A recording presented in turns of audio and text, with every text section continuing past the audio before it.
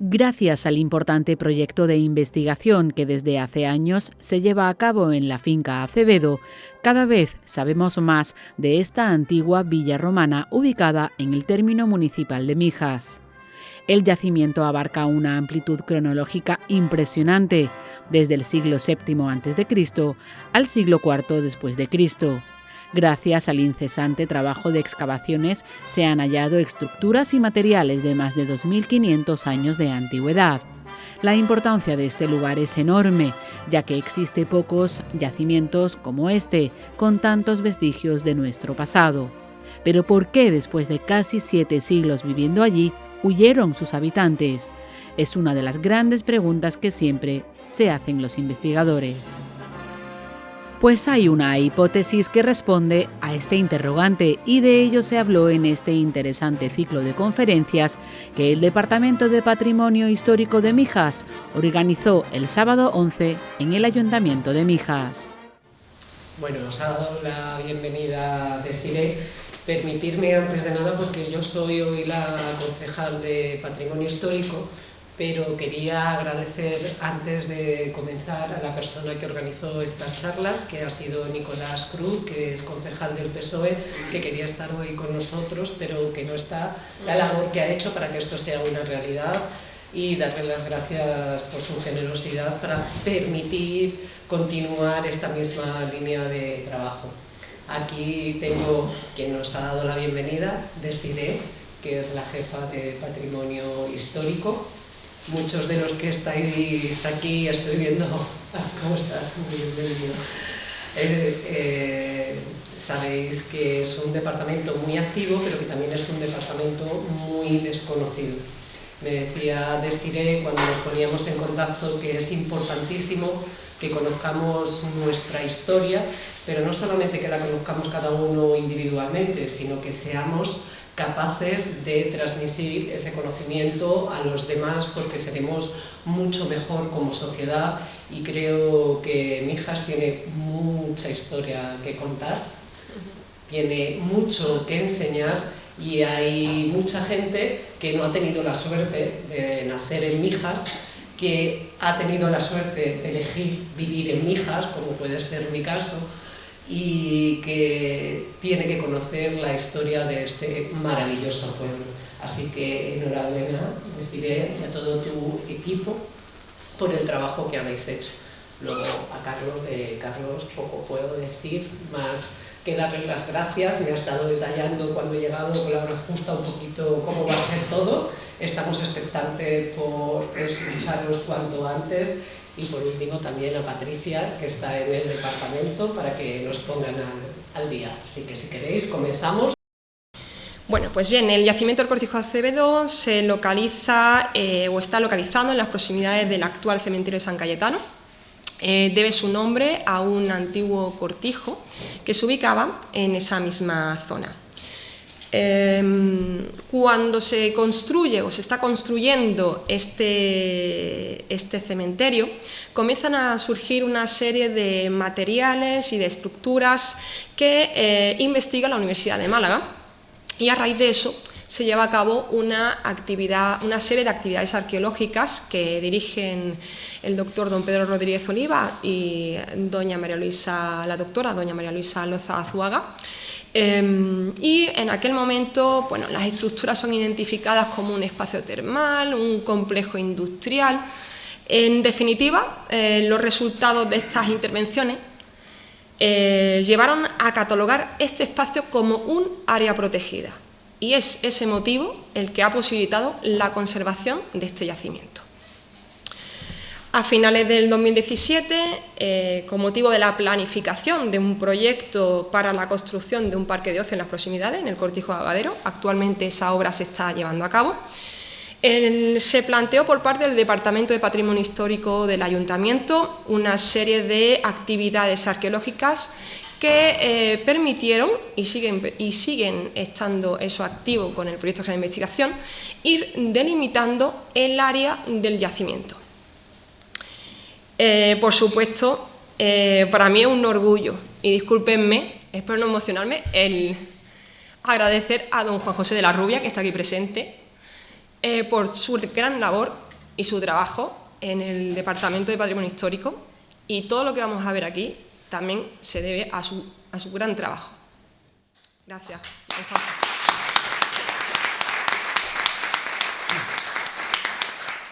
Bien, por un lado, se realizaron varias intervenciones arqueológicas llevadas en conjunto con el Departamento de Patrimonio Histórico y dos equipos. Uno, por un lado, el Instituto Andaluz de Geofísica de la Universidad de Granada y, por otro lado, la Universidad de Cádiz, en las que se llevaron a cabo unas prospecciones superficiales con método geofísico, aplicando varias técnicas.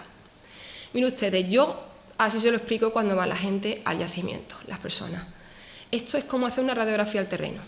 Igual que nos hacen a nosotros, pues nosotros a través de esa radiografía veíamos qué es lo que había bajo la tierra.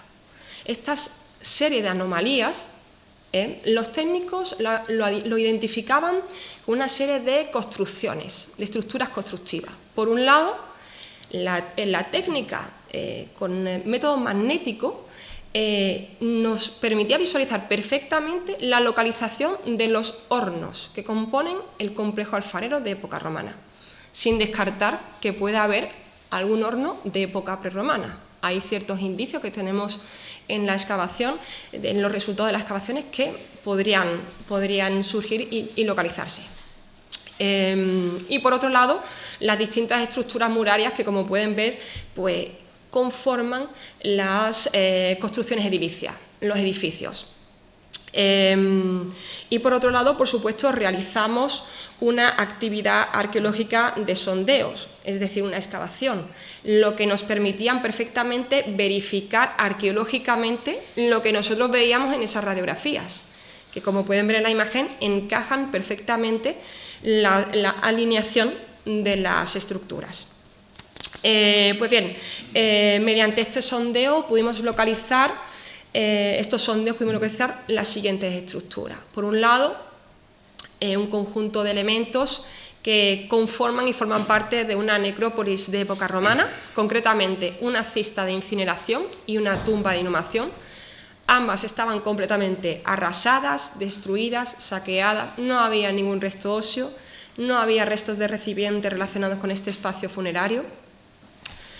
Por otro lado, por supuesto, lo que he comentado de la prospección con técnica magnética nos permitía localizar perfectamente un horno de planta cuadrada con pasillo central, que es espectacular, un horno de planta circular con pilar central y también, por supuesto, una pileta de decantación de arcilla, elementos que conforman este complejo alfarero de época romana. También pudimos localizar una serie de estructuras que pertenecen a un edificio termal, a un balneum romano, donde lo identificamos a través de los elementos como pueden ser una piscina de agua fría, una estructura, una estancia rectangular que ven en la imagen central, que se trata de unas letrinas, y su correspondiente cloaca. Este edificio tiene dos fases de uso. Por un lado, en una primera etapa correspondiente al periodo alto imperial, donde funciona como un baño romano. Y, por otro lado, una segunda fase, ya en época bajo imperial, donde este edificio se convierte en un complejo industrial dedicado a la producción del aceite. Estas modificaciones, estos cambios vienen dados por lo siguiente. Como pueden ver en la imagen, en la piscina de agua fría se convierte ahora en pileta de decantación. Modifican el pavimento, colocan una fosa y es aquí donde se vertía el aceite. Las impurezas quedaban atrapadas en esta fosa, quedaba el producto limpio, ya se recogía y se introducía en los recipientes anfóricos para su transporte y comercialización. Por otro lado, en las letrinas se instala una prensa de aceite. Está testimoniada por el hallazgo de esto que ven usted aquí, que es un contrapeso, que es formidable, que es un elemento fundamental para el mecanismo de funcionamiento de la prensa de aceite. Por otro lado, también hallamos un camino que conservaba incluso las huellas de rodadura del paso de los carros, un edificio que, bueno, de un tamaño pequeño, podríamos decirlo, comparado con el que vamos a ver posteriormente, que destaca esas habitaciones tan pequeñitas de 1,5 metros por 1,5 metros, que bueno, estas características arquitectónicas son muy similares a las halladas en la ciudad de Colonia Ituqui Virtus Julia, en Torreparedones, en Córdoba, donde los investigadores interpretan estos edificios con habitaciones pequeñas como mercados, como un maquelum. Por lo tanto, podríamos considerar o interpretar que este edificio pudiera haber funcionado también como mercado. Por último, realizamos la excavación de algunas estancias de un gran edificio que se distribuye por la parte central del yacimiento. Tiene una extensión de 1.400 metros cuadrados aproximadamente.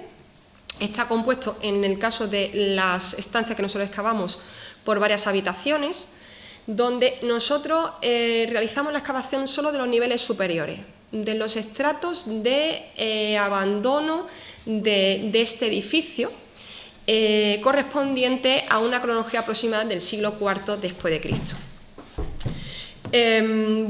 Espero que futuras intervenciones nos permitan excavar las distintas habitaciones, agotar la secuencia estratigráfica, poder obtener así datos de cronología, de uso, poder definir claramente qué función tenía este edificio, si se trataba de un edificio residencial o un edificio administrativo, o, por ejemplo, en esa última fase relacionada con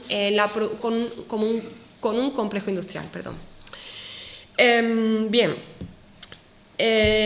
Cuando nosotros realizamos la excavación de estos niveles, hallamos gran cantidad de material de distinta naturaleza, en la que destaca una serie de monedas en las cuales algunas de ellas, como pueden ver en la imagen, están recortadas o partidas.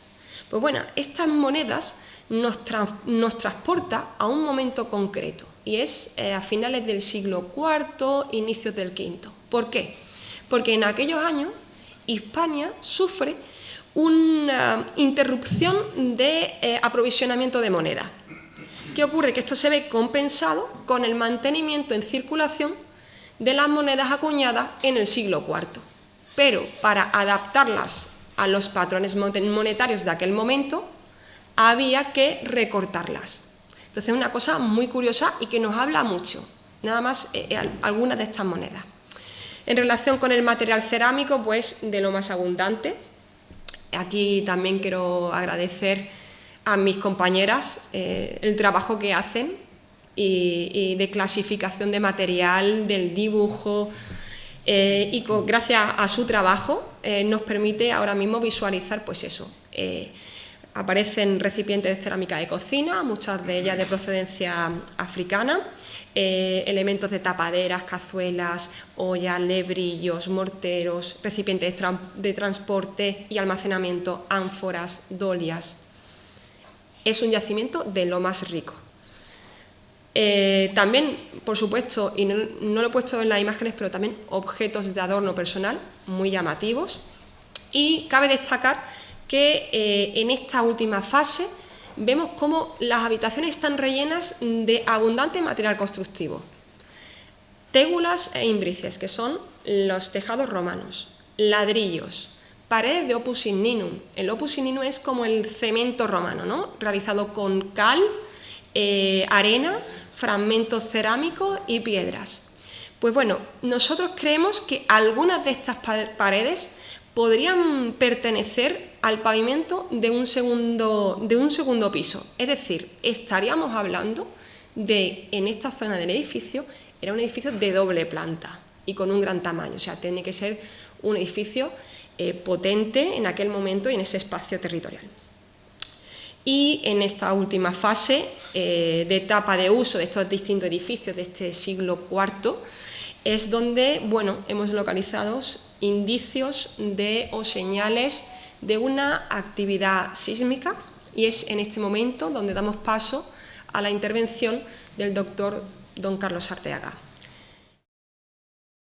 Agradecer al Ayuntamiento, a todos los que han hecho posible que pueda estar aquí, desde luego muchas gracias. Es un placer venir a Mijas por su gente, trabajar con Desiré, con con Patricia, con Alicia, con Lucía. Es un auténtico placer y de verdad es que no me cuesta coger desde Madrid, hacer 600 y pico kilómetros como no existieran. Porque, como dice muy bien Desiré, es muy bonito poder investigar disfrutando, y gracias a ella se puede hacer. No en todos los equipos con los que trabajo, yo trabajo con equipos de todo el mundo, he podido disfrutar tanto como en Mijas. Y no solamente por su gente, sino porque también, ahora veremos que tiene su importancia. No hay lugar en Mijas que no tenga ahí una piedra que esté señalando algo interesante. Y por eso me atrae en todos aspectos poder estar aquí. Así que muchas gracias a todos porque pueda estar aquí. Bien, voy a empezar, ya me han presentado, pero por mucho que se diga de mí, soy uno más en el equipo y soy un aprendiz siempre y soy consecuencia pues, de todos los que me han enseñado previamente, ¿no? He podido trabajar con la Universidad de Cambridge, sigo trabajando con ellos de vez en cuando. Hoy en día dirijo pues, un equipo de investigación que se llama GeoArchis, dedicado a la geoarqueología, que ahora mencionaré lo que es, y que espero pues, que entiendan un poquito más de otras partes de lo que es la arqueología. Una de las preguntas más interesantes que recibo cuando voy a un yacimiento, el que sea, cuando empiezo de cero, siempre para mí hay una pregunta: ¿por qué abandonan ese lugar? ¿Por qué un sitio, como por ejemplo el Acevedo, después de casi 7 siglos, ¿no? Lo dejan? Durante 7 siglos fue un sitio ideal para vivir y de repente lo abandonan. Eso es una gran pregunta siempre a hacerse, ¿no? Puede haber muchas consecuencias, puede haber muchas causas para todo ello, y eso explicamos a partir de una especialidad entre arqueólogos y gente que nos dedicamos a ciencias de la tierra, que se llama la geoarqueología, y que a partir de unas instrumentaciones intentamos explicar. Ante todo lo que voy a contar, para que me puedan creer, para que puedan decir, bueno, ¿y este hombre de dónde saca que aquí hubo un terremoto o aquí pasó esto? Pues es a partir, pues como los detectives. Lo que hacemos todos aquí, arqueólogos, geoarqueólogos, es una labor totalmente detective, que eso nos apasiona, evidentemente. Y eso es una teoría de una vieja leyenda india, en el que un gobernador decía...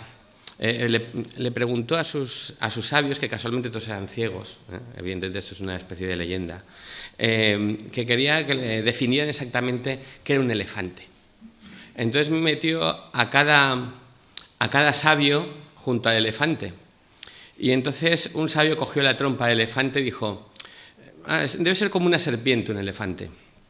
Otro cogió la cola y dijo, bueno, pues es como una soga. Otro cogió ahí la panza y dijo, es como un muro un elefante. Ninguno decía lo que era un elefante, decía partes del elefante, ¿verdad? Lo que le parecía. Pues cuando trabajamos en arqueología y en geoarqueología, tenemos que unir el muro, la soga, la serpiente, para al final definir qué es un elefante. Y esto supone a veces años de trabajo y de mucha insistencia y de una colaboración y sobre todo pues también a veces de cierta tranquilidad para poderlo ver todo con detalle. Y por tanto no deja de ser un problema científico a resolver de alto interés, viajar al pasado. Y eso es lo que nos dedicamos en arqueología y geoarqueología. ¿Por qué hechos se suelen abandonar los lugares, ¿no? Un lugar que ha estado habitado mucho tiempo? Pues vamos a viajar un poco a algunos lugares, ¿no? De estos. En la antigüedad, los más conocidos quizás, uno puede ser pues, por erupciones volcánicas. Bien, tranquilos, en Mijas no hay riesgo. Esto puedo asegurarlo. Aquí no es una Pompeya y Herculano, ¿no? Lo que sucedió en Pompeya en el siglo I después de Cristo. A mí, si van a Pompeya, vayan a Herculano. Pompeya está todo ya levantado, han quitado las cenizas, pero Herculano impresiona mucho más, porque es la ciudad sepultada bajo la ceniza y las lavas del volcán y está excavada por debajo. Y te das cuenta de lo que puede hacer un volcán en muy poco tiempo. De tal manera que todo lo que ven aquí, en cuestión de menos de 24 horas, una ciudad puede estar sepultada por 30 metros de lava y ceniza. Pues una explicación muy clara, no solamente que no se abandone, sino que la gente se queda ahí fosilizada y enterrada, como todos saben, ¿no? Por lo general, lo que hacemos estudiando el suelo, los arqueólogos, es ver cómo fueron las fases del volcán, ¿no? Podemos estudiar, mencionaré cómo lo hacemos en el suelo, cómo pudo ser, gracias a si hay más ceniza, menos ceniza, cuándo es el momento de incendio, cuándo llega la lava, pues eso lo podemos ver gracias a yacimientos como Herculano. Una erupción volcánica es efectivamente una buena explicación, no es el caso de Mijas. Otra puede ser inundaciones, muy común en muchos yacimientos del mundo.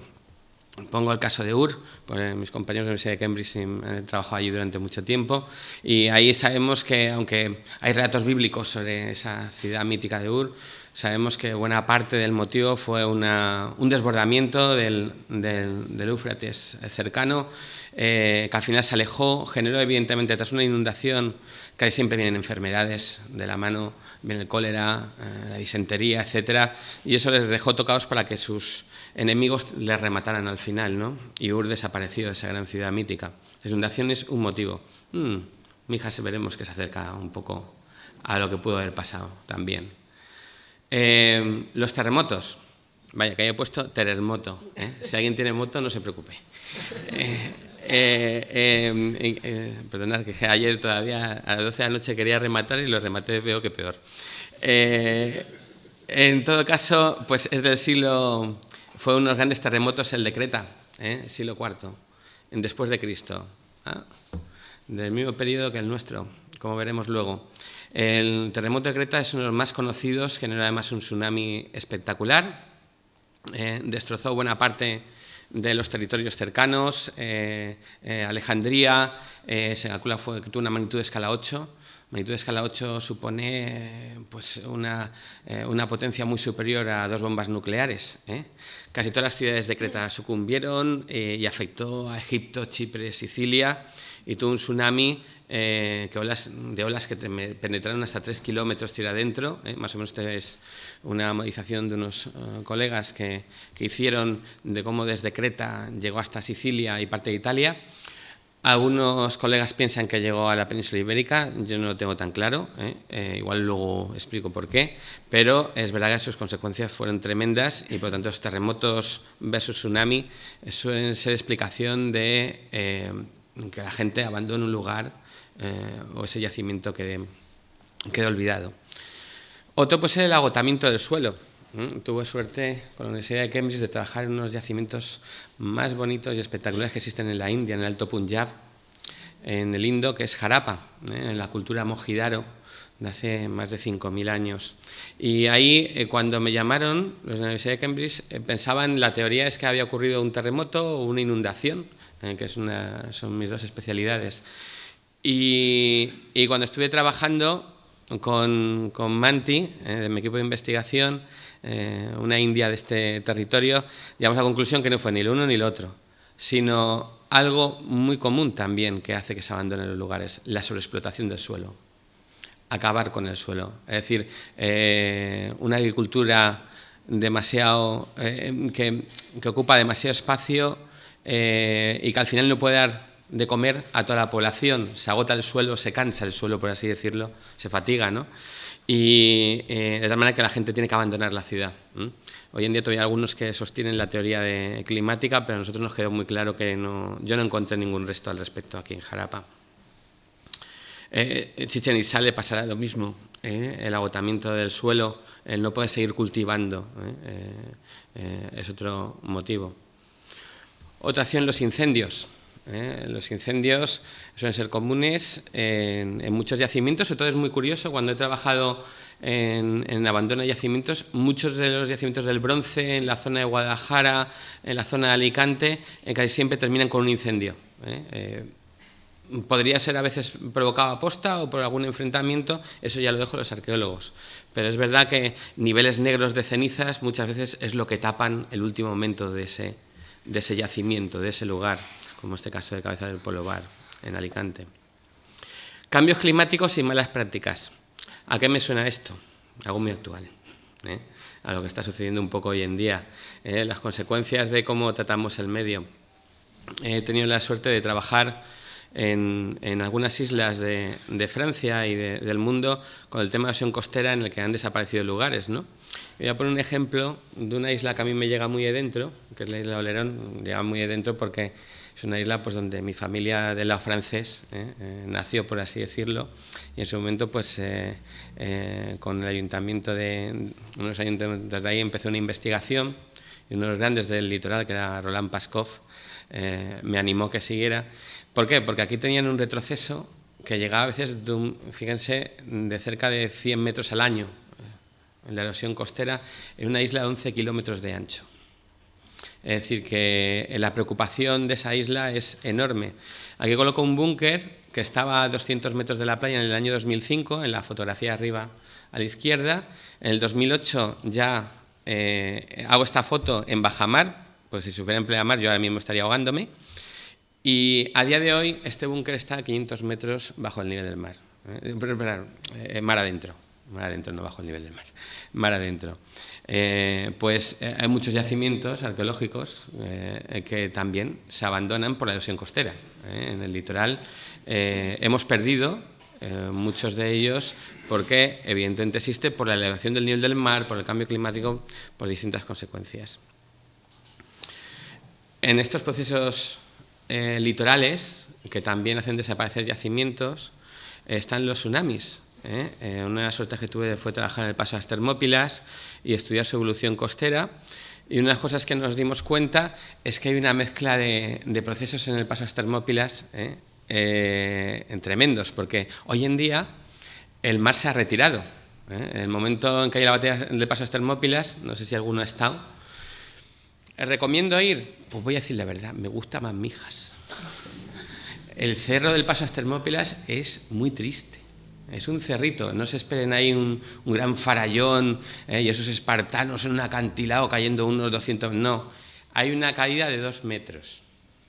Es decir, miedo poco. Lo que pasa es que en la época, si no sabes nadar y llevas unos escudos, unas cosas tremendas, pues te vas para el fondo y te ahogas o te rematan desde arriba. Eso es el paso hasta... No he puesto la foto para tampoco quitar el romanticismo. Pues yo cuando la pongo a mis alumnos, paso. Digo, pues... Entonces, pero sí es verdad que ahí tenemos una sucesión de evolución de la costa que es muy entretenida porque cuando van a los escritos antiguos, que esto a veces da muchos errores, dicen, pues estaba la ciudad de no sé qué pegada al mar. Entonces ves al equipo de arqueólogos alemanes con una financiación tremenda, se van al lado del mar, se van ahí al Golfo de Eubea, se pegan al mar y ya pueden buscar todo lo que quieren. Porque en ese lugar la tectónica es tan importante que el mar se ha retirado, es decir, el puerto que buscan, la ciudad que buscan, está a 5 kilómetros tierra adentro. Entonces, es decir, el paso a las Termópilas, que estaba pegado al mar, está a 8 kilómetros tierra adentro ahora, y estaba pegado al mar.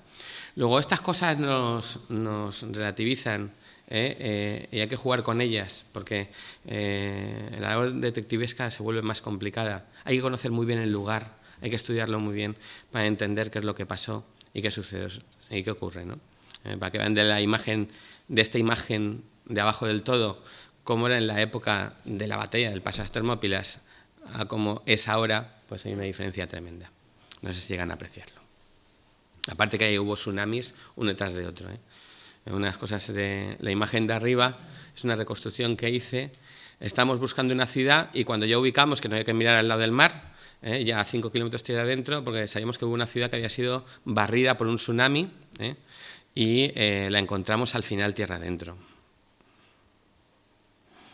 Y bueno, uno de los tesoros más interesantes con esto de las variaciones climáticas, no sé si saben o han oído hablar de los grabados de Tassili, el desierto del Sáhara. Tassili nos muestra grabados, aquí vemos un mono, en este caso pues vemos un elefante, tenemos aquí una serie de ovinos, cocodrilos, y estás en mitad del desierto. Esto nos habla que hace 11.000, 6.000 años el clima era muy distinto en el corazón del Sáhara. Era muy húmedo, llovía mucho, y por tanto podía darse esto. Evidentemente, también hay una civilización vinculada, bueno, civilización. Ahí había muchas agrupaciones de gente que vivía en torno a este río, había hasta jirafas que se tuvieron que marchar con el cambio climático. Hoy en día no lleva agua el río, es arena de desierto directamente, que es lo que se ve en esta imagen satélite. Luego, debajo de arena seguro que hay cosas, hemos intentado buscar, aunque sobre todo hemos trabajado en cuevas, pero bueno. ¿Y cómo sabemos esto? ¿Cómo llegamos a estas conclusiones? Fue un terremoto. Hay algunas muy evidentes, Pompeya está clarísimo, ¿no? Pero hay otras que a veces no quedan tan claras. Entonces, ¿cómo sabemos todo esto? Pues a partir de la geoarqueología, que es un conjunto de instrumentación, de herramientas, de conocimientos de ciencias de la Tierra, de la geología, también de la vida, de la biología, etcétera, que las unimos para explicar cómo era el paleoambiente del pasado, el medio ambiente del pasado, el clima que pudieron tener y el relieve que incluso pudieron tener, porque los relieves algunos han cambiado, sobre todo en las zonas costeras, como he enseñado antes en el caso de las Termópilas, pero aquí en la costa de Málaga, de cómo era en época romana a cómo es hoy, es un cambio tremendo con las cosas que te queda pendiente, en todo caso, como bien sabemos, ¿no? Pues la geoarqueología, aunque no me voy a entretener mucho, pues eso, utilizamos varias herramientas, sobre todo, yo una cosa que me gusta, queda muy bien en decir, y es muy bonito, a mí me gusta leer el suelo. El suelo es un libro. El suelo es un libro, cada estrato, cada lugar, incluso antiguamente lo que los arqueólogos decían, es un estrato estéril. No, ese es el que a mí me interesa. Porque si es que han abandonado ese lugar por algo, es que ya no se usa por algo. Ahí está la información que te va a decir por qué lo abandonan. Ese estrato que no tiene el resto cultural, el último estrato, ese es el importante. Y eso lo vemos leyendo el suelo, la grafología. En definitiva, supone algo apasionante que compartimos arqueólogos, geomorfólogos, geoarqueólogos, que es estudiar el pasado y viajar al pasado, imaginar el pasado. Es una profesión bien hermosa, sin lugar a dudas. Y entre las técnicas, como decía antes, las que voy a proponer ahora hay muchísimas. Hay muchos tipos de especialidades para sacar información, que lo que solemos hacer es cruzarla, ¿no? Yo voy a hablar de algunas de las que utilizamos pues, para estudiar el suelo y también, para el caso de los terremotos, estudiar infraestructuras. Hoy les voy a dar un pequeño cursillo de cómo saber si están ante un terremoto del pasado. No es tan difícil cuando hay muchas evidencias. Aunque lo ideal, como luego nos va a comentar nuestra compañera, es tener fuentes escritas que te digan, hay un terremoto, ya está, se ha terminado mi trabajo. Yo lo evidencio, sí, mira, aquí está, tenías toda la razón y vamos para adelante. No hay que hacer mucho más. Pero si no hay fuentes escritas, pues no se escribía todo en el pasado. Están muchos yacimientos romanos muy importantes y en el que no hay nada escrito es su desastre, de por qué la abandonan. No les da tiempo ni a escribirlo a veces. Por lo tanto, ante esa falta, por ejemplo, hay una fuente escrita muy interesante, aunque tiene también su mal de ojo, es un catálogo sísmico de Galvis. Es un catálogo sísmico que recoge buena parte de los terremotos, incluso de los tsunamis, aunque no se mencionan siempre así, que ha habido en la península ibérica, en torno a la península ibérica, se hizo en 1930, y a partir de fuentes escritas. Entonces, si alguien quiere meterse en eso, aunque hay algunos errores, estamos hoy en día desentrañando los errores de Galvis, aunque a veces el tío dices, pues tenía razón. No hemos vuelto a encontrar el texto histórico, pero a veces tiene razón, a veces me ha sorprendido. Bueno. Y ahora vamos ya a las fuentes geoarqueológicas. Bien, para leer el suelo, lo normal es sondear o coger muestras. Hago todo aquello que me prohibía mi madre. No toques la tierra, nene. Me paso el día cogiendo tierra y toqueteándola. Es decir, y menos la arcilla, ¿no? Cuando sondeamos, cogemos testigos que bajan a veces varios metros para abajo y encontramos esas evidencias del pasado. Cuando cambia arena a arcilla, cuando pasa de arcilla a roca, a gravas, etcétera, están pasando cosas y esas hay que estudiarlas y analizarlas muy bien. Luego hacemos también los dibujos correspondientes a lo que hemos encontrado. Si encontramos material para datar, a veces sencillamente una cerámica o etcétera nos puede ayudar, y hacemos una cosa, un estudio estadístico. quiero nombrar, aunque están, si me oyen en otro lado, dos grandes investigadores que dieron las fuentes de lo que llamamos en la sedimentología, en el mundo de la sedimentología, que son Tricard y Cailloux, que eran franceses, en el que establecieron una serie de bases estadísticas para analizar la arena, el tamaño que tienen, y se dieron cuenta que la naturaleza es organizada. La naturaleza ordena. El viento coge, según su fuerza, la arena y la deposita en un tamaño, en un peso. El mar lo hace, los ríos lo hacen. Y existe una estadística para verlo. De tal manera que cuando nos encontramos una arena del pasado, podemos analizarla y en función de su tamaño, peso y lo que tenga, podemos saber, aquí pasa un río, aquí hubo una duna.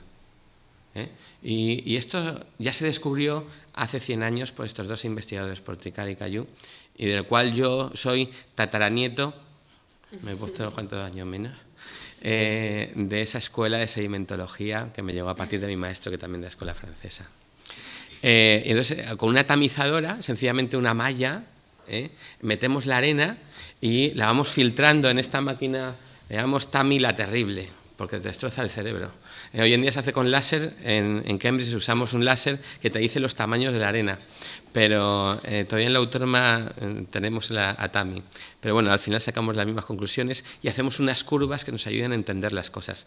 Esto es importante porque luego la explicación que daré para el yacimiento ha sido vital, el empleo de sedimentología. Bien, ¿dónde buscamos o se encuentran estos depósitos? Pues en el suelo, básicamente. Los podemos encontrar, fíjense, esto es una zona de Cádiz, pues dentro de en el interior.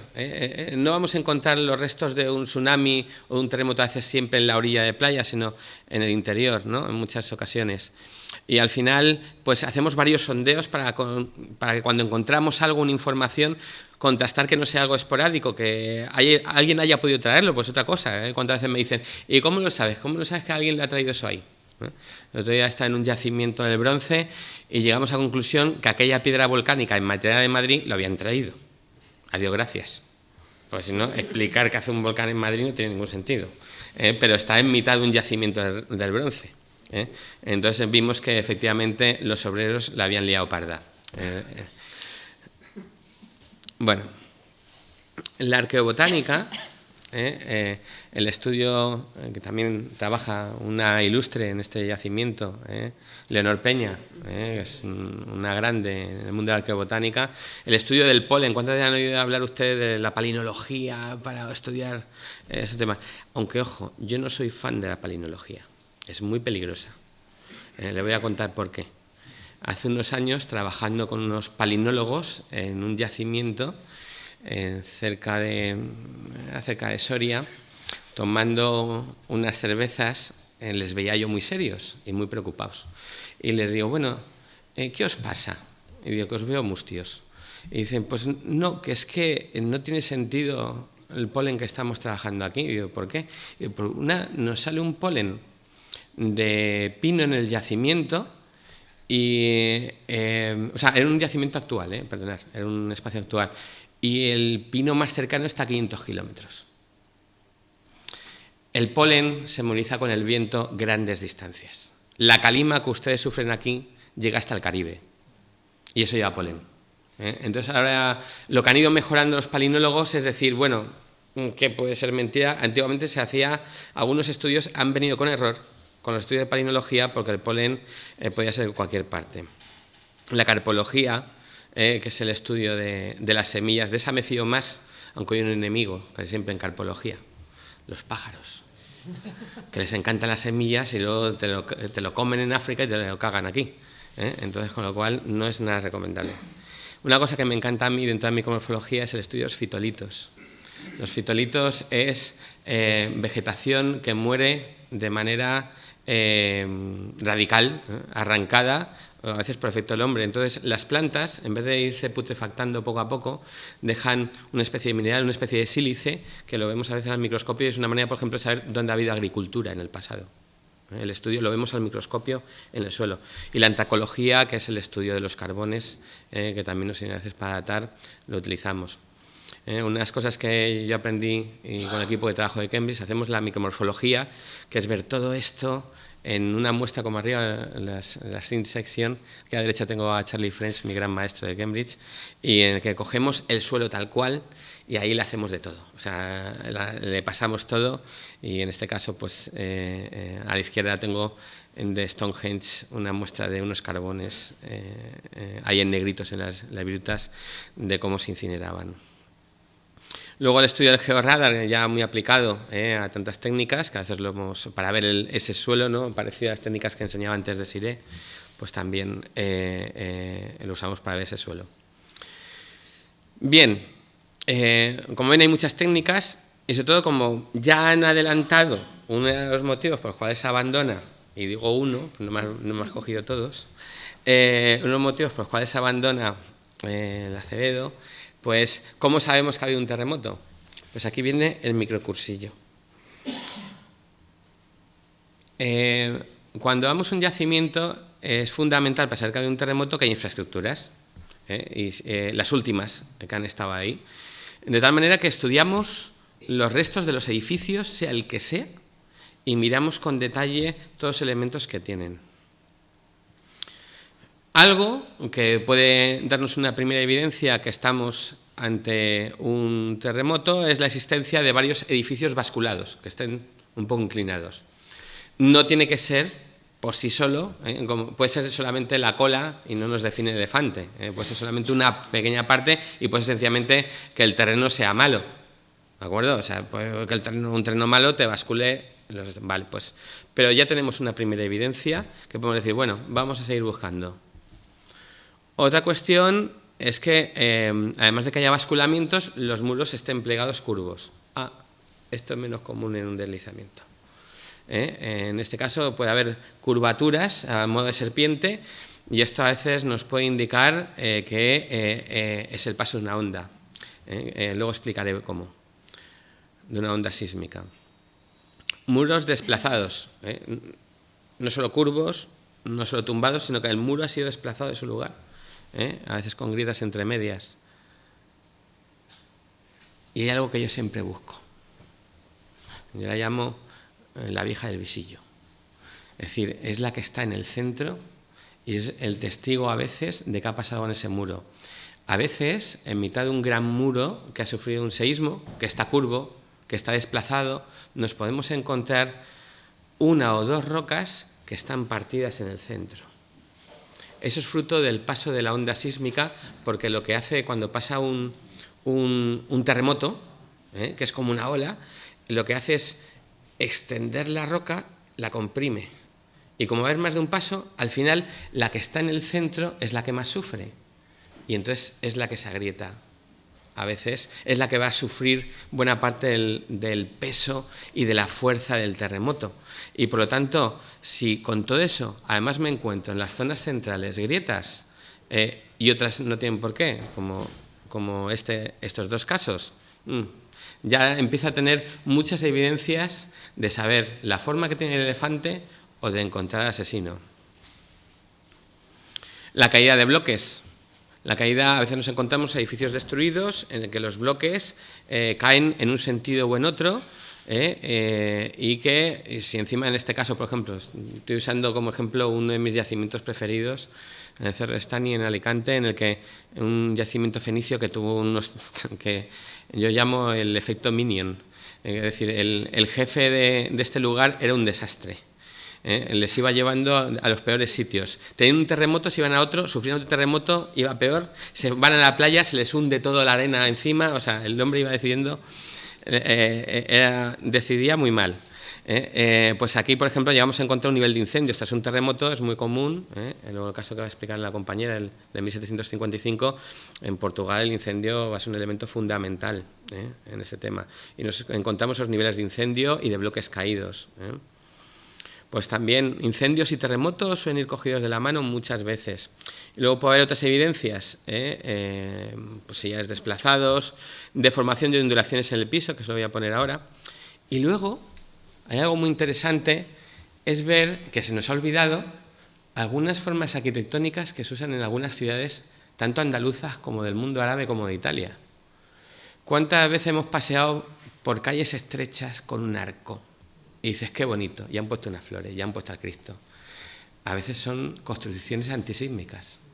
El mundo, en mirar dónde hay construcciones antisísmicas que hemos olvidado cuál es su motivo, que no es decorativo, como esto que ayuda a hacer arcos, ayuda a que se compensen cuando pasa el terremoto, es que te está diciendo que ese lugar suele haber terremotos. Es decir, y te compensa un muro sobre el otro, para que no caigan. Ahora, ante un gran terremoto, de poco sirven. Por otro lado, almohadillados. Esto es un invento romano. Qué tíos. Se dieron cuenta que si colocaban sillares grandes, esto es en Baelo Claudia. Baelo Claudia va a tener como mínimo 2 terremotos. El que lo remata del siglo IV, que es coetáneo al que vamos a hablar, al menos en el siglo. Después posiblemente de un terremoto en el siglo I, que estamos estudiando tanto en Cartella como en Baelo, pues deciden construir con sillares groseros y entre medias más pequeñitos para que almohadillen, para el efecto almohadilla. De tal manera que ese tipo de construcciones encontramos, los romanos las hacen allí a veces donde, es decir, que han sufrido más de un terremoto, y ya saben técnicas para ello, los arcos, etcétera, ¿no? Y ahora que he explicado cómo ver un terremoto en infraestructuras, hay algunos más, pero tampoco es cuestión de enrollarme en demasía, y más un sábado a estas horas, pues vamos a ver por qué se abandona, o las primeras hipótesis del abandono del Cortijo de Acevedo, aunque ya hay algo adelantado. Lo primero que hicimos en el primer viaje con Juan Luis, que también agradezco el poder estar aquí, Juan José, perdona, que tengo tanto JJ en la lista que me equivoco, perdóname. Entonces,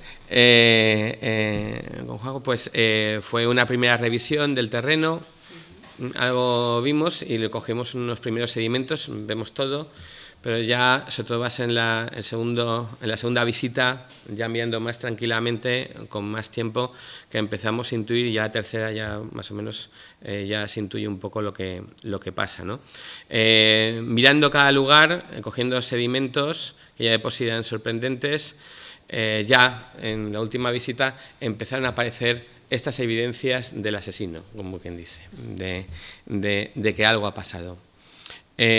Por un lado, hay varios muros que presentan, no solamente uno, mayor o menor medida, que presentan ciertas curvaturas un tanto anómalas, con pequeños desplazamientos de sillares.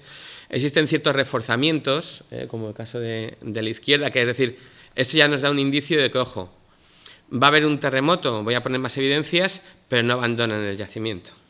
No lo abandonan todavía. Van a resistir como campeones, no se asustan todavía. En otros lugares salen corriendo y no vuelven, pero en este caso van a aguantar, porque hacen reforzamientos, intentan habilitar un poco más. Hay basculamientos, hay ondulaciones en el terreno, no muy fuertes, pero a ver las haylas, como dicen los gallegos, y en este caso pues, bueno, vemos un edificio que tiene cierta curvatura. Existen más edificios que presentan, no sé si llegan a verlo, aquí no lo he dibujado, pero sobre todo el muro de la izquierda se ve claramente el serpenteo. Esto no es por basculamiento de suelo, esto es posiblemente por ello. Incluso se puede intuir que en ese basculamiento al fondo están hundidas una serie de sillares también. Es decir, es típico a veces de la onda expansiva del terremoto. Y luego pues hay multitud de agrietamientos centrales en algunos puntos. Es decir, lo que comentaba antes, en especial hay uno que me gusta, y en edificaciones de todo tipo, ¿no? A mí me encanta esta. Es mi vieja del visillo del Acevedo. ¿Por qué? Pues se fijan, está como ondulado el sillar. Que se agriete en la parte alta no es común. Eso es que ha tenido que levantarse el suelo. Y entonces al final lo puede fragmentar. Es decir, cuando pasa un terremoto... Uy, madre mía, que este quiere terminar antes que yo. Es decir, cuando pasa un terremoto, realmente es como si pasara una ola en el suelo. Esa vibración que notamos realmente que está pasando como una ola. Y en esa elevación lo que hace es ir partiendo, ondulando, a veces lo deja, a veces no. Si el terreno es arenoso, como ocurre en algunas zonas del Acevedo, no en todos, pues al final puede volverse a colocar y no vemos la ondulación bien. depende de donde estemos. Pero aquí tenemos nuestra piedra partida por el momento de la subida, que la grieta en esta parte del yacimiento. Y también con esa compresión y extensión hay más piedras que hemos ido viendo. Por lo tanto, con más de por lo que he podido ver, no voy a aburrirles con todo lo que tenemos aquí, pero quizás tengamos más de 20 evidencias vinculadas a un terremoto que puede garantizar, y encima al siglo IV. Y en el siglo IV, sí, la península ibérica sufrió un gran terremoto en la zona sur, que va a afectar 1 o 2. Yo aumento hasta que no nos clarifiquemos unos cuantos científicos, yo pienso que son 2. Que hay uno, que son 2 y que va a afectar a todas las zonas. Uno posiblemente en torno al 360 y tantos, que hemos visto en Baelocladia y Cartella, y otro que puede aquí sea de finales del siglo IV, 380 y algo, podría ser, y que estos 2 lo habrán sufrido tanto en Cádiz como aquí, como en Málaga, y lo tenemos evidenciado. Como he dicho, he puesto el aceo para que vean el estado, lo que tiene que conducir después de la clase y tener un catarro tremendo. El Acevedo, sí, perdonad.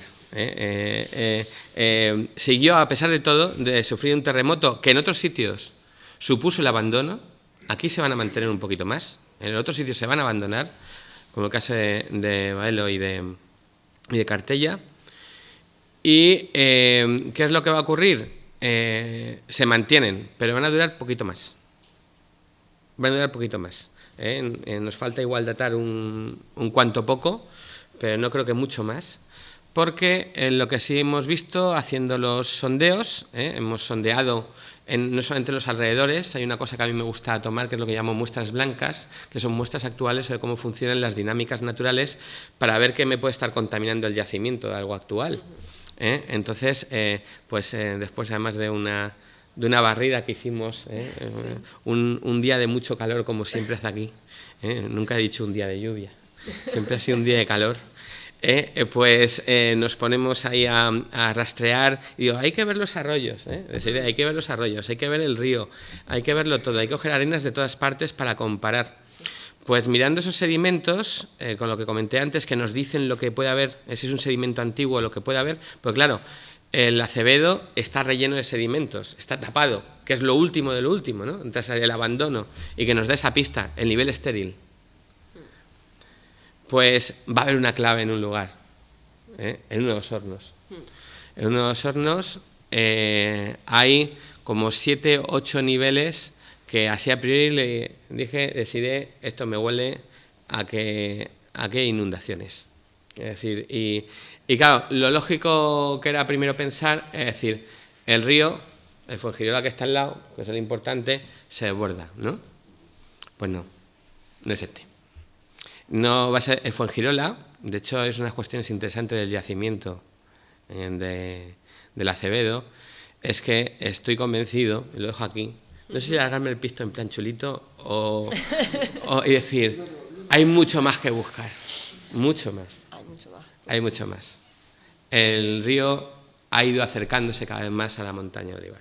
Es decir, ha viajado en el tiempo, nunca mejor dicho, además es una zona meandriforme, es normal.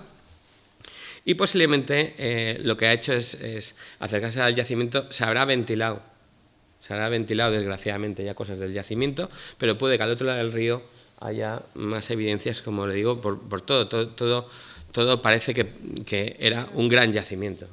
Estamos hablando de unas proporciones mucho mayores de las que estáis trabajando, seguro. Estoy casi convencido.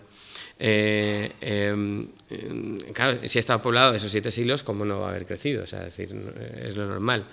Entonces, pero lo que está claro es que después del terremoto existen unos niveles que se pudieron ver limpiamente en el horno que está en la parte más alta y que cuando lo cruzo con esta estadística, en este caso lo llamamos las curvas granulométricas, las curvas del arroyo del Olivar, incluso actual, que sorprende, con los sedimentos que hay dentro del horno, son todas del mismo arroyo. Tiene el mismo origen. El arroyo que yo llamo de Olivar, porque no he encontrado en ningún lado toponímicamente, es decir, el arroyo que está por encima del cementerio, se come el yacimiento, se desborda. Evidentemente el Fuengirola, si se desbordó el Fuengirola se desbordaría en algún otro lado. Todavía no he encontrado los restos del desborde ya generalizado en toda la zona de Mijas.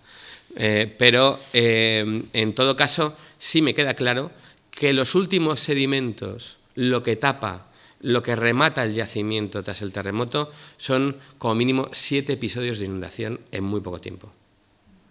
O sea que vienen unos aguaceros tremendos, uno tras de otro. Imposible, ellos, aunque se vuelvan a meter, no pueden, porque va a llegar otra, y otra, y otra. Pues me voy a otro sitio. Es decir, vamos a un sitio más alto, o no sé, ya ahí ya desconozco, pero salgamos de aquí, que este sitio, después de 7 siglos, ya no sirve para vivir. Aquí, como demostración de todas las muestras que hemos cogido, son totalmente distintas estas a las de otro tipo de cosas que hemos ido barajando en otros lugares, y esto sí es una síntesis, porque hemos hecho más de 20 muestras o 30. Dicho de otra manera, el punto y final lo hace este arroyo Olivar, que está por encima del cementerio. Toda esta zona aquí cuadrangular es la zona del cementerio, y aquí estamos en el yacimiento, en la parte aquí más alta. Y que, bueno, el testimonio de la inundación, como menos tenemos aquí, de hecho, es una cosa muy interesante, como no quería alargarme, pero se llega a ver en campo, ¿te acuerdas que te lo comentaba?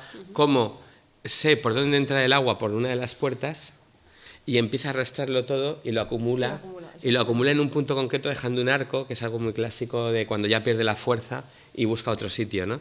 Entonces tenemos el sitio ubicado de cómo incluso entra en una infraestructura y se empieza a ventilar todo, ¿no? Es apasionante. ¿Qué es este? Entra por aquí, por la izquierda, empieza a acumular. Esta pared de la derecha está llena de sedimentos fluviales del olivar, pero también, evidentemente, va para otro lado, donde acumulará al final. Dejo una serie de elementos que ahora mismo la foto a mí me di cuenta ayer que la tenía quemada y no la he puesto de esa zona. En definitiva, de momento podemos dar una respuesta. El punto y final a que vivieran en este lugar, pues posiblemente el terremoto les dejaría bastante tocados, sin mucho medio, aunque hay que decir que, a diferencia de otros lugares, se mantuvo. Y luego, vinculado a una crisis climática, bueno, que hay que estudiar un poco más. Sabemos que en el siglo IV al siglo V después de Cristo hay cambios climáticos considerables, hay momentos con inviernos extremos, que a veces muy lluviosos, y hay que tener en cuenta que si llevan viviendo pues casi 7 siglos en este lugar, masa forestal no tenían. Es decir, no se retenía todo lo que es el alrededor, con lo cual el arroyo del Olivar no tenía arboleda que les fuera drenando ni nada por el estilo. Por lo tanto, se veían afectados incluso localmente por este fenómeno. Para enmarcar la importancia que tiene este descubrimiento, porque lo tiene, porque todavía lo de la crisis climática estaba poco trabajado hasta ahora, más lo del terremoto, pues ya digo que coincide con lo visto en otros yacimientos en los que yo he podido trabajar, en el Golfo de Cádiz, en Algeciras y Cartella y Bailo Claudia, en el que, por ejemplo, en Cartella sondeamos en su momento, el equipo de Juan Blánquez, toda la bahía, y fuimos encontrando pues toda una serie de evidencias, después de hacer varios fosos, en el que además encontramos un nivel de tsunami. ¿Aquí habrá o no habrá? Dependerá si es el mismo episodio. Porque yo no tengo claro, insisto. Yo en mi caso no sé si es que hay 2 terremotos en el siglo IV, que además el siglo IV para todo el Mediterráneo es tremendo. El terremoto de Creta, que mencioné antes, con su tsunami correspondiente, pero es distinto, no llega, insisto, a la península. Y como tal, pues existen también en la región de Antioquía, etcétera. En el siglo IV las placas tectónicas se mueven tremendamente. Pero así hemos encontrado, en Cartella encontramos un resto de tsunami, que es esta cosa blanca que ven ustedes ahí, esta mancha ahí del corte 1, que son restos marinos de más de 50 metros de profundidad, que es una manera de identificar un tsunami. En todos estos puntos hemos hallado restos de tsunami del siglo IV y del terremoto, de terremotos del siglo IV, en Baelo, también en Gibraltar y en Cartella. Entonces se engloba más o menos en este contexto, en el que también es verdad que en Cartella va a haber alguna construcción posterior de refuerzo de muro, pero bueno, poca cosa. Incluso tenemos el testimonio, aunque puede ser erróneo, de que incluso en Cartella se encontró un muerto en la terma que le cayó encima algo. Santolaya, el arqueólogo, pues llegó a verlo en su momento, lo tiene escrito. Por ejemplo, de esas ondulaciones en Cartella, aquí enseño una ondulación pero al revés del paso de la ola, como se ha quedado el muro romano, el último muro romano se ha quedado con forma de ola, incluso un poco ondulado en Cartella. También están los suelos basculados, que es algo que también pasa en Baelo Claudia, como es el caso. En Baelo Claudia yo empiezo a trabajar por una historia muy bonita. Yo cuando empiezo a trabajar los terremotos y tsunami de Cartella, que es donde empiezo directamente aquí en el sur, me llaman en Baelo, porque Fernando Prados, un querido amigo y colega, con Iván y otros miembros de los que trabajan en Baelo Claudia, se dan cuenta de una cosa muy interesante, en este caso para el siglo I, y es que hay unos enterramientos con los llorones, con estatuas que tienen lágrimas en los ojos, mirando al mar, y corresponde para el periodo de los maremotos. Y entonces me dicen, Carlos, ¿no sé que tú estás viendo en Cartella, lo podremos encontrar aquí en Baelo? Pues podría ser. El del siglo IV lo tengo muy claro, casi ya lo tenemos ahí, y Klaus, otro investigador, una vez que hablé con él, se puso con ello y ya prácticamente lo encontré el del siglo IV. En el siglo I hay algunas evidencias, pero todavía no del todo rotundas, pero posiblemente estos enterramientos muestran ello.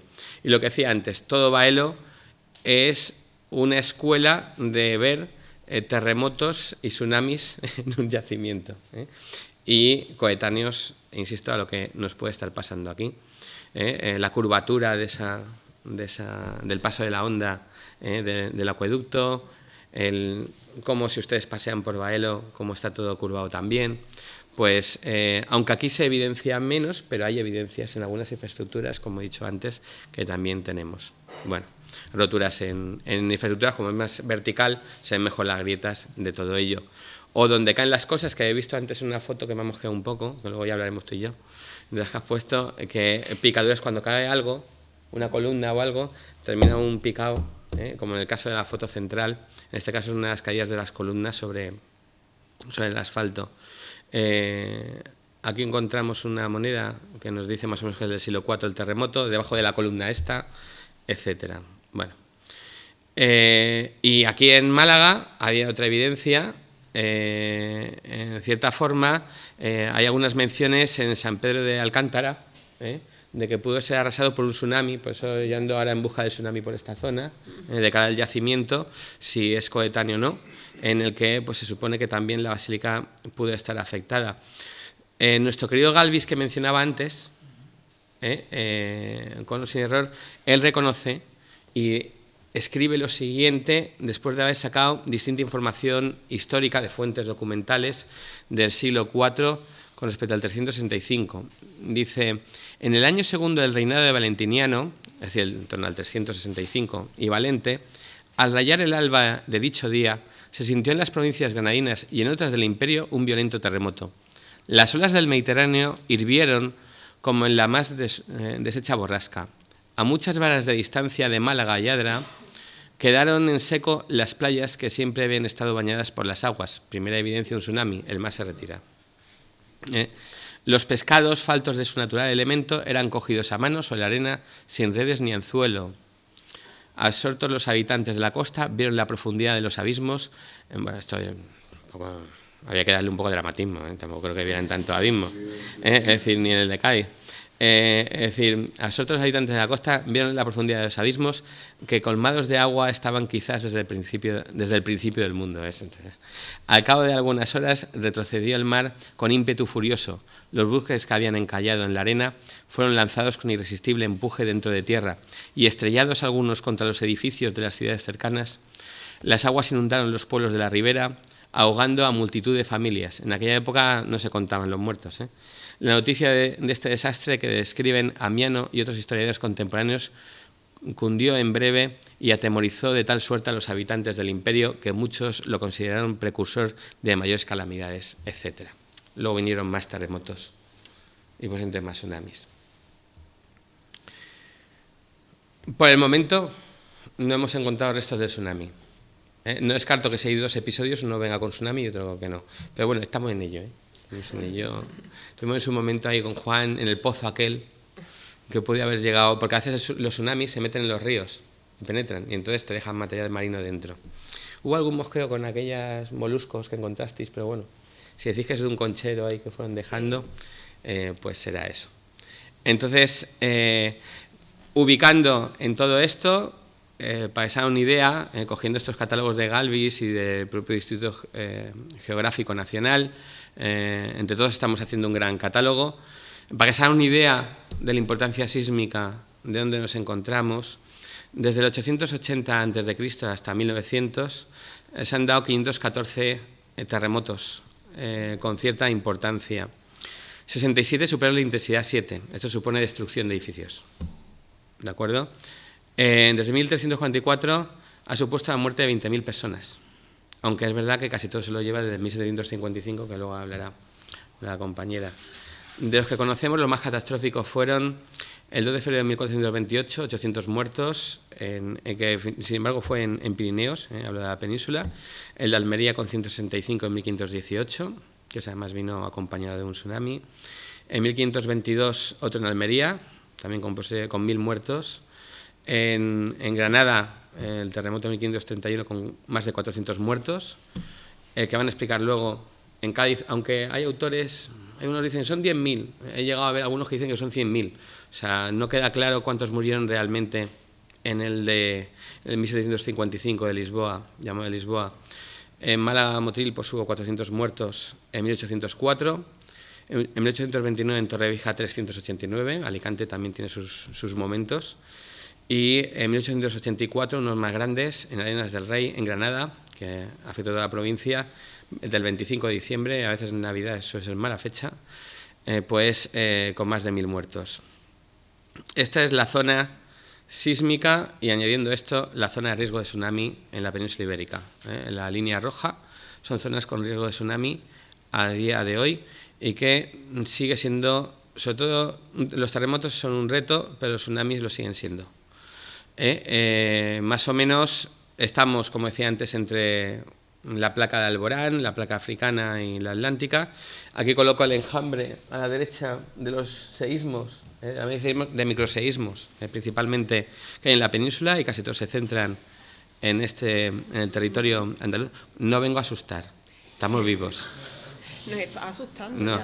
No, pero estamos vivos y no pasa nada, no, que esto puede pasar hace cierto tiempo, pero que evidentemente que claro que lo sufrieron, ¿no?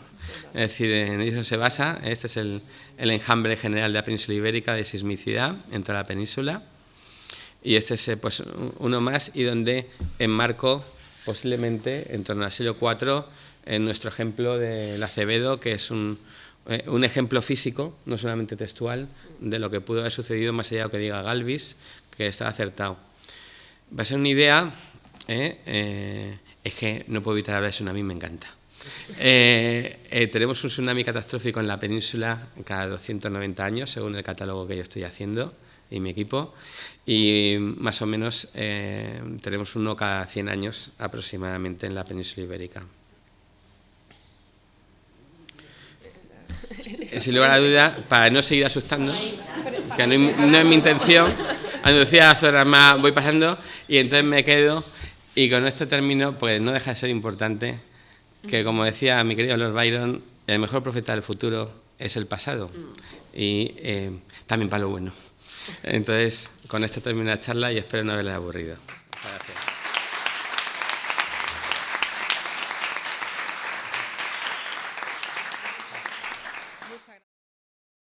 El terremoto del que voy a hablar se trata del terremoto de Lisboa de 1755. Este se produjo el día 1 de noviembre, el Día de Todos los Santos, y causó un enorme impacto tanto en Portugal como en la península ibérica, como en el norte de África, debido al cuantioso número de víctimas y las consecuencias económicas que tuvo para todos estos lugares. También pudo sentirse en toda Europa occidental, en islas del Atlántico como las Azores o las Canarias, e incluso hay vestigios de que se sintió en América. Sin embargo, este terremoto se denomina el terremoto de Lisboa porque es cierto que fue en esta ciudad donde se produjo el número más cuantioso de víctimas, aunque su epicentro lo encontramos situado en el Océano Atlántico. Las consecuencias en España las podemos medir por cuantiosos daños, aunque en menor medida que en Portugal. Años después todavía nos encontramos que se están presupuestando y ejecutando obras en casas y edificios públicos a consecuencia de este terremoto. Como ejemplo nos podemos encontrar la Real Orden de Carlos III en el año 1771, donde manda la construcción en la Villa de Rota, Cádiz, de un malecón y de un muelle. También vemos un claro ejemplo en el aumento de los arrendamientos de las viviendas de cabildo en Sevilla. Como puntualizaba antes Carlos, de manera más específica, tenemos terremotos muy importantes. Yo he querido referenciar aquí los más próximos a nuestra Villa de Mijas, como el de 1518 en Vera, Almería, que supuso la destrucción completa de la ciudad y un total de 165 víctimas. En el sur de Almería hay pueblos de la Alpujarra que fueron completamente destruidos en el año 1522, con un total de 1000 víctimas. Y, por supuesto, de manera más próxima a lo que conlleva nuestro pueblo, encontramos el de 1680 en Alhaurín el Grande, Málaga, que supuso el 20% de la destrucción de todas las casas del pueblo y un total de 100 víctimas. Este documento en cuestión sobre el terremoto de Alhaurín de 1680 no conservamos el original en nuestro archivo, pero sí a través de una serie de gestiones, este documento que se encuentra en un fondo privado, conservamos las fotocopias de dicha documentación en el archivo. Es cierto que para enfrentarnos a esta documentación sí habría que tener un tipo de conocimiento paleográfico, ya que la letra no es tan asequible como vamos a ver en el documento de 1655.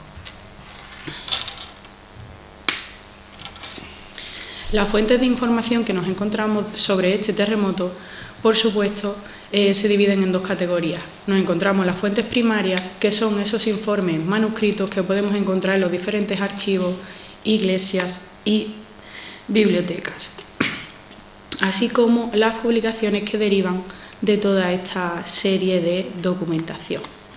En segundo lugar, encontraríamos las publicaciones que podríamos catalogar como una documentación secundaria, que está fundamentada en estos informes manuscritos que podemos encontrar en los archivos. Sí es cierto que la manera más fiable de referenciar un acontecimiento sería a través de esta documentación original que se redacta en tiempos del propio hecho. Pero, como apuntaba antes Carlos, es muy complicado que se conserve toda la documentación de la época, por lo que tenemos que basarnos también en esas publicaciones que se han hecho años posteriores sobre los acontecimientos que estamos investigando. Una de las publicaciones más importantes para este acontecimiento sería el de los efectos del terremoto de Lisboa en España, que lo podemos encontrar perfectamente para descargarlo, consultarlo, es un volumen bastante extenso y que también conservamos en nuestra biblioteca auxiliar del archivo. El cuestionario de Fernando VI. ¿A qué se refiere esto? Se refiere a ese documento que el monarca manda el rey redactar en tiempos del terremoto para que todos los pueblos, villas y lugares de la extensión, de toda la extensión del país, redacten y emitan a la hora de dar información sobre este terremoto. Este documento fue ordenado el 8 de noviembre al Gobernador Supremo del Consejo de Castilla y Obispo de Cartagena solicitando esta información.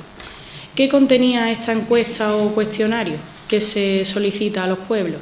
Pues una serie de preguntas muy concretas, como las que podemos observar en la diapositiva. ¿Se sintió el terremoto? ¿A qué hora sucedió? qué tiempo duró, los movimientos que se han observado a través del terremoto, ha habido ruinas o destrucción de fábricas, ha habido muertes, heridos, alguna otra cosa notable, o si había habido señales que anunciasen dicho fenómeno. En el caso de la segunda pregunta, en la que se referencia la hora, en toda la documentación que hemos podido estudiar, es un dato que se referencia de manera, en muchos casos, muy precisa. Por lo que sabemos que el terremoto se daría entre las 9 y las 10 de la mañana del día 1 de noviembre de 1755.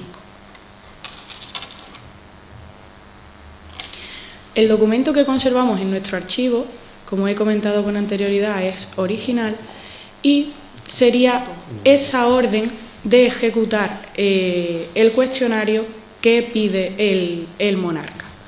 Es un documento que se compone de 4 folios y la letra es bastante asequible, ya que nos encontramos ante una humanística legible. Os digo que de manera más sencilla quizás que la letra de más de uno o más de otro a la hora de poner una nota en el escritorio. El documento aparece firmado por los alcaldes de la villa y nos dice lo siguiente. Muy señor mío, el ilustrísimo señor obispo de Cartagena, gobernador del Real y Supremo Consejo de Castilla, en fecha de 8 de este mes, me comunica la orden del tenor siguiente. Queriendo el rey saber con alguna puntualidad los daños y efectos que ha causado en los pueblos el temblor de tierra que se experimentó en esta corte la mañana del día 1 del corriente, el cual, según las noticias que se van recibiendo, parece alcanzó también a otras ciudades, villas y lugares del reino.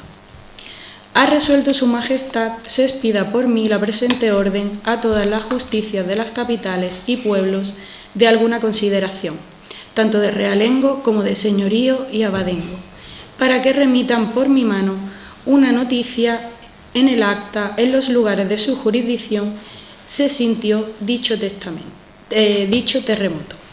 ¿A qué hora, qué tiempo duró, qué movimientos se observaron en los suelos, paredes, edificios, fuentes y ríos, qué ruinas o perjuicios ha ocasionado en las fábricas y si han resultado algunas muertes y heridas en personas y animales? Y cualquier otra causa notable que se considere como procedida o causada del expresado terremoto.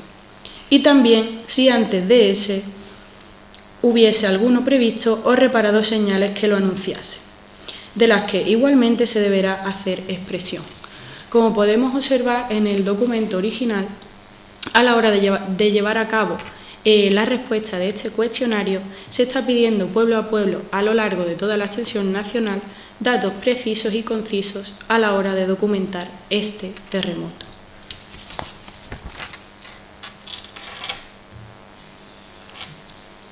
También encontramos documentos sobre Mijas en otros archivos. En concreto, me voy a centrar en un documento que encontramos en el Archivo Histórico Nacional. Este está firmado por Antonio Moreno y Juan Fernández, que por las actas capitulares sabemos que eran los alcaldes de la villa para esta época. Este documento tiene como fecha el 16 de diciembre de 1755 y sería esa respuesta al cuestionario.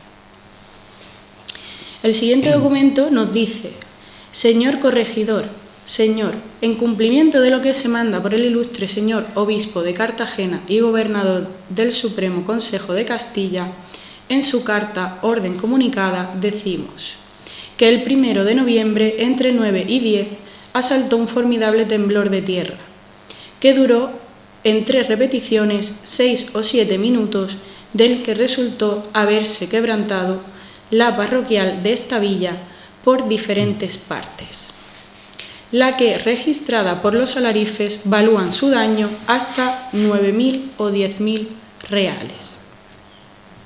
Y asimismo, en la ermita de San Sebastián se quebrantó coro y arco de la capilla, cuyo daño valuaron los referidos alarifes en 1.100 reales, y que en lo restante del pueblo no acaeció cosa notable. Tanto este documento como el anterior son mucho más extensos el anterior, al conservar el original en nuestro archivo, lo podemos consultar en cualquier momento y este aparecería completamente transcrito en la publicación que he citado anteriormente. También a lo largo del documento se hace referencia a las repeticiones sufridas durante todo el mes y en el mismo Archivo Histórico Nacional podemos encontrar documentación relativa al terremoto en Málaga, en Marbella, en Moclinejo, Cartagena, como zonas más próximas o en zonas mucho más alejadas a lo largo del territorio nacional, como puedan ser Barcelona o Madrid.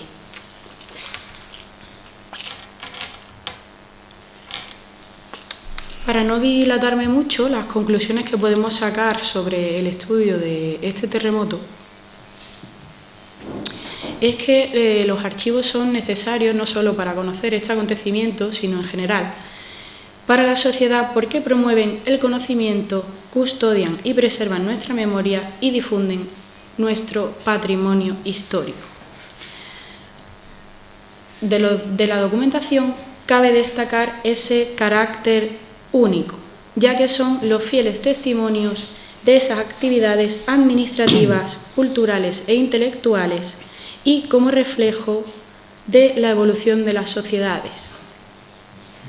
Unos testimonios que se nutren y enriquecen de los datos que nos aportan las investigaciones arqueológicas o geoarqueológicas, entre otras, ya que el arqueólogo, en su labor de campo, se enfrenta a evidencias culturales como representaciones de actos conmemorativos de las sociedades antiguas, la ubicación de los sitios y nos permite conocer el espacio y el tiempo en el que se desarrollaron estas sociedades. En el caso de la geoarqueología, como bien ha explicado Carlos, ellos trabajan sobre el propio terreno, nos reconocen el lugar, elaboran perfiles, mapas, toman muestras de rocas, fósiles, etc., lo que nos lleva a una reciprocidad y enriquecimiento de la investigación, ya que la arqueología y la geoarqueología nos ayudan a constatar aquello que nos narran los documentos.